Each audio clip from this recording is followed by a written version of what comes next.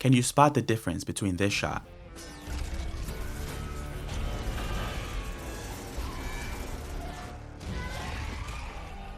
and this?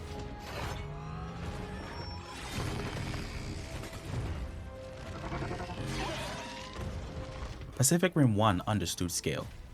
Pacific Rim 2 didn't, and that changed everything. In this video, I'm going to give you 3 reasons why one of these movies is still talked about to this day, and why the other one might as well not exist.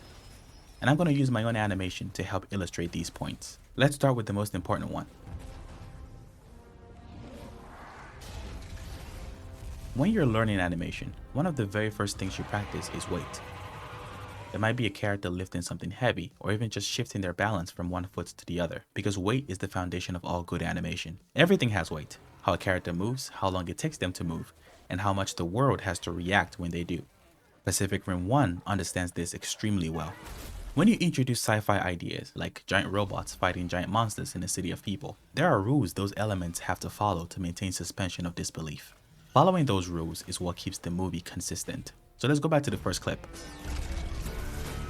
This is the first time we see a Jaeger and a Kaiju fight in the city, and the movie is very deliberate about how it establishes scale.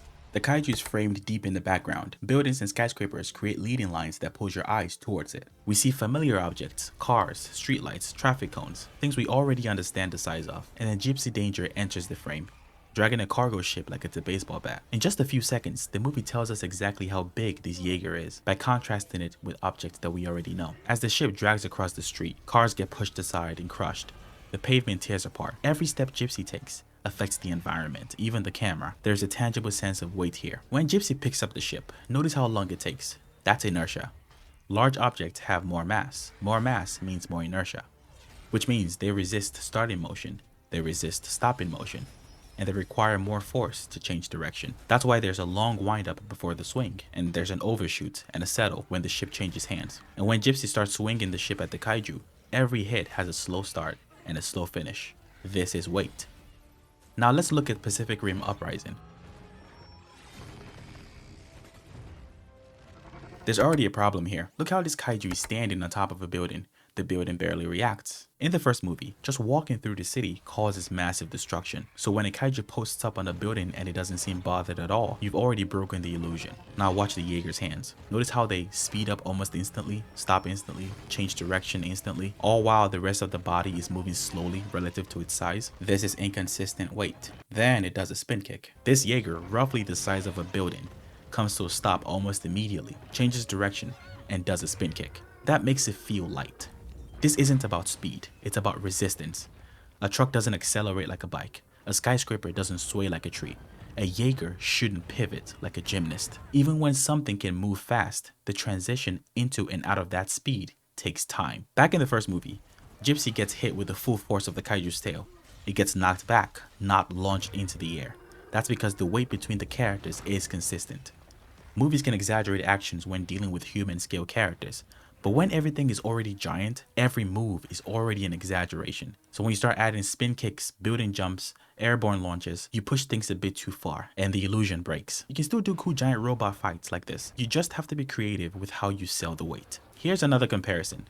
In 1, the Kaiju slams Gypsy into a building. Watch closely. Gypsy's back hits the building first. Then after a slight delay, the arms and the head follow. Then the building destruction happens. This is called overlapping action. Things don't move all at once. Something leads and something follows. Even as the Kaiju continues pushing Gypsy through the building, there's still resistance in the motion. Now compare that to Uprising. The Jaeger pulls out a whip, jumps off a building, whips the Kaiju, barrel rolls into a spinning one-handed attack, and somehow that single arm instantly slams the Kaiju into a building. No deceleration, no settle, no time for energy to bleed off. The Kaiju gets up almost immediately and runs away. In the first movie, it takes the entire body of a Kaiju to slam Gypsy through a building.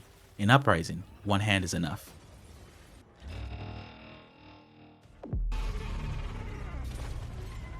The first time we see a kaiju in Pacific Rim 1, the movie immediately tells us its visual language. The shot is low, overlooking a bridge. Cars sit in the foreground for scale. Street lamps and bridge cables fill the midground, creating leading lines that pull our eyes towards the kaiju in the background. The frame is crowded. The Jaeger is low in the image, partially obscured by foreground elements. The message is simple. You are small, these things are not. When we see a kaiju in action for the first time, that same language continues. We start on the humans aboard a boat. That gives us a baseline for scale, especially since we're in open waters with no landmarks. Then we cut to a wide shot. The boat sits at the bottom corner of the frame while the rest of the image is consumed by the emerging kaiju. The scale difference is immediate. The water effect also helps. Spray and mist obscure large portions of the creature, making it feel even bigger. Now compare that to the first reveal of the rogue Jaeger in Uprising. Instead of starting from a human perspective, we get a wide aerial shot. The Jaeger rises from the water, fully visible and cleanly centered. Even though it's technically larger than the boat, the camera never lets us feel that difference. Clarity makes it feel manageable.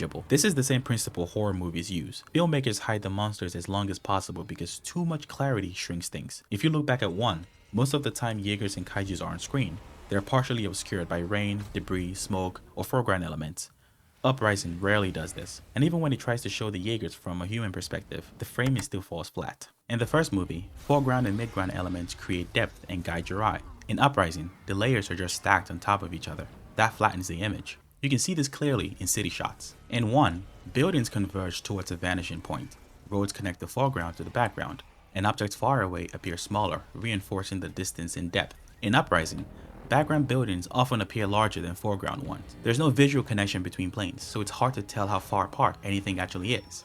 The image collapses. Even in scenes with limited landmarks, one still finds a way to sell scale. After Gypsy Danger loses its first battle, we start on a close-up shot of a father and son searching the coastline.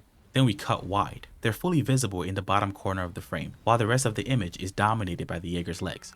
The scale difference is undeniable here, and once that scale is established, the camera earns the right to show more. Notice how the camera lags behind. It reframes slowly. It struggles to fully contain the Jaeger in the frame. That struggle is important. Even in the third act, set in deep waters with no human landmarks, the movie still adds depth. Rocks fill the foreground, the camera stays low, the Jaeger looms. A weightless camera creates weightless subjects. Now compare that to the Jaeger fight in Uprising. The fight takes place in open space, with mountains as a backdrop. There's no contrast in scale element in this scene. And the camera? It tracks perfectly, reframes instantly, and it never loses clarity. The Jaegers might as well be two guys fighting in an empty field. If the camera can go anywhere, nothing feels imposing. And the editing doesn't help either. To sell large-scale action, shots need time. That means fewer cuts, longer hold, more time to register impact. The camera should basically do what the subject does. Just slower. Scale needs time to be perceived, and Uprising abandons this. Rapid cuts, constant coverage, no time for scale to settle. Shot composition isn't just framing and camera movement. It's also lighting and color. Pacific Rim 1 and Uprising couldn't be more different here. 1 hides its scale in darkness. Most of the Jaegers are lit in fragments, silhouettes, reflections, hard shadows. You rarely see the entire machine at once, and that's intentional. When your brain can't see everything, it fills in the gaps, and it always imagines something bigger. Uprising does the opposite. The Jaegers are evenly lit, fully visible, cleanly colored. There's no mystery here, and mystery is scale. Atmosphere does a lot of work too. Rain, fog, steam, spray. These layers break up silhouettes and slow down how fast you can read the image. Uprising strips most of that away. Clear air, clear forms, instant readability. But just like animation, scale needs resistance, even in lighting.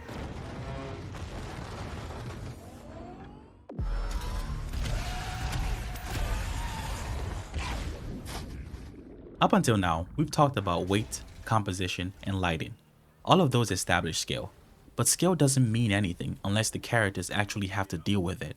This is where choreography and believability becomes the same thing. Pacific Rim choreographs its fights around limitations. Uprising choreographs around cool moves. Believability creates rules. Choreography reveals them. Right off the bat, Pacific Rim establishes the constraints these Jaegers are under. They're hard to move, difficult to repair, and require massive logistical support to operate. After Newt drifts with the kaiju, a double event occurs. 2 kaiju emerge at the same time.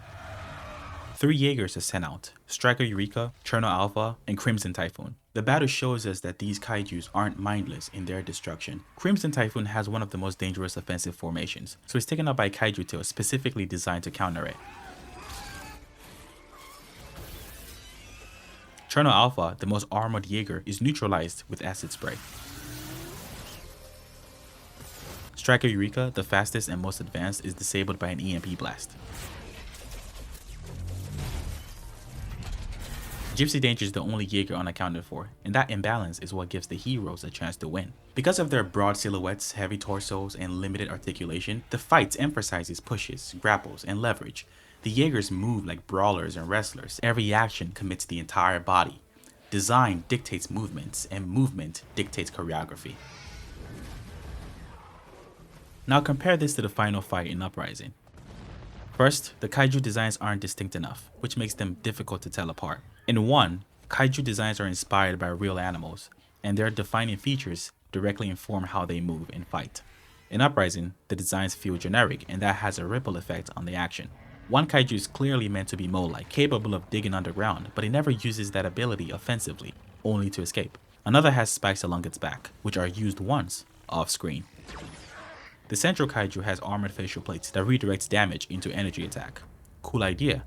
How do the Jaegers fight it? Instead of adapting, they throw multiple buildings at it.